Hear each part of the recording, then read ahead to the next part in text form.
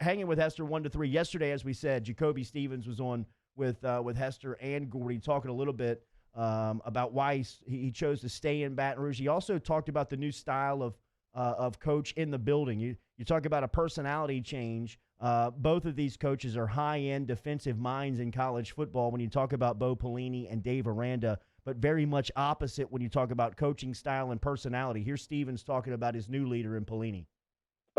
One similarity that I know, like just with Coach Pelini walking in, is that he's going to adjust his playbook. He's going to put his players in certain places to be successful.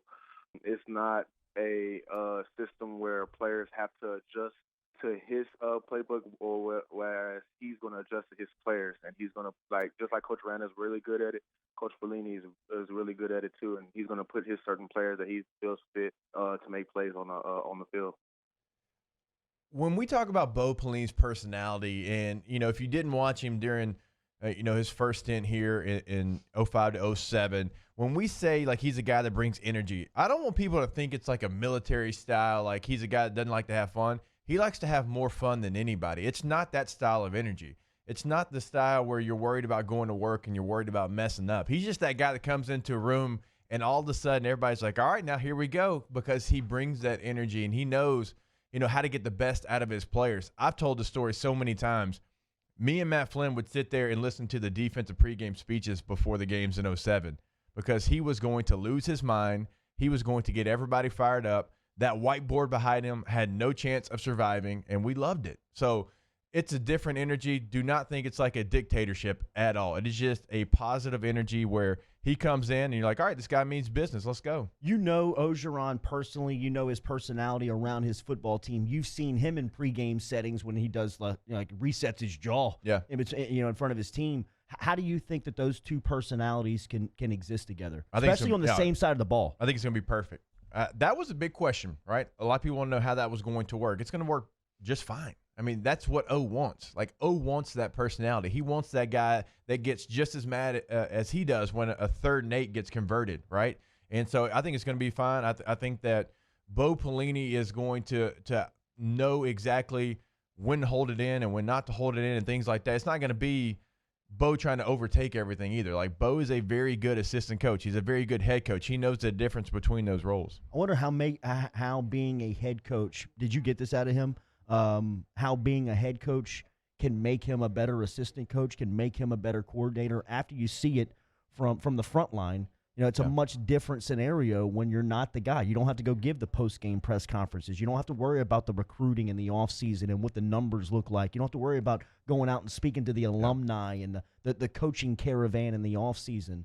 I wonder what that experience that he had to do in Lincoln and Youngstown State, now when he brings back down to Baton Rouge where he doesn't have that responsibility, how it makes him a better assistant. Now it's just about ball. Yeah. Now it's just about ball. It's not about going out there and having to wave to donors, which, look, there's a place for that. And he, did a really nice job in Nebraska, by the way. They run him out of Nebraska there. They would love to have what Bo Pelini gave them in Lincoln. I mean, he was giving them 9-10 win seasons, but now it's just about creating a defense. Now it's just about learning your personnel. You don't have to do all those other things. And there's no question about when you see him, he looks comfortable. Like, he looks like he's supposed to be a defense coordinator at LSU. So I think he's going to thrive in that situation. I know he enjoyed being at Youngstown State and being the head coach in Nebraska and all those things, but you can tell that he's happy to be back in Baton Rouge. I mean, he said it.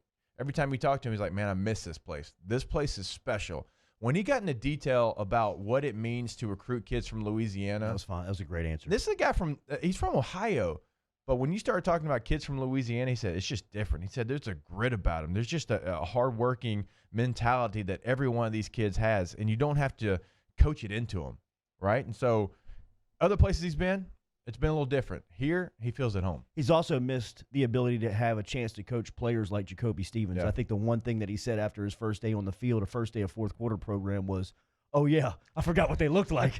You know what I mean? You got players walking around everywhere. Here's Stevens talking about his versatility and what he can bring to the defense here in his final season yesterday with Jacob and Gordy. Oh, yeah, I mean, whatever I got to do to help the team.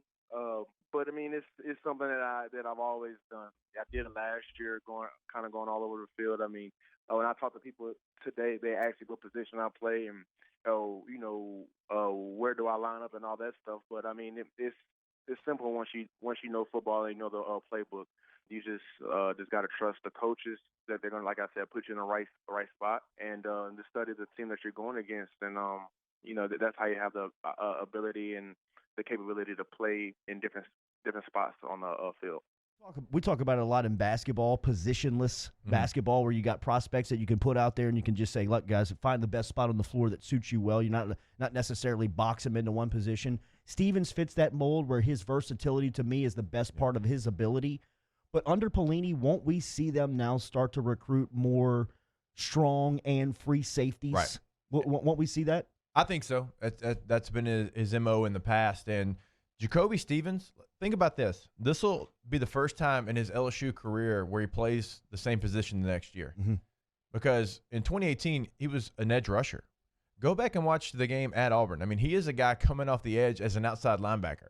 He's played receiver, right? We all remember he had some jet sweeps when Matt Canada was here. So he's had really different playbooks and different systems and different terminology at different positions. He's had to learn his entire career here. So this is going to be the first time he actually can sit there, know what position he's going to play, and thrive. But going back to your original question, I think that Bo Pelini likes to have that aggressive, just dog safety, and then he likes to have the guy that can cover up that safety, right? When LaRon Landry is blitzing up the middle, he likes to have that Jesse Daniels that can cover him up, right? He likes to make sure that he has two safeties that play well with each other. I'm looking forward to seeing exactly what he does with Jacoby, because a lot of people just assume, well, he's going to move him to linebacker. No, Jacoby Stevens is a guy that can play safety. He's going to play safety, and you might see him in the box in some nickel situations, but you're not moving Jacoby Stevens from safety. Yeah. It's just not happening. Well, and he can line you up. Yep. Right? With the knowledge back there.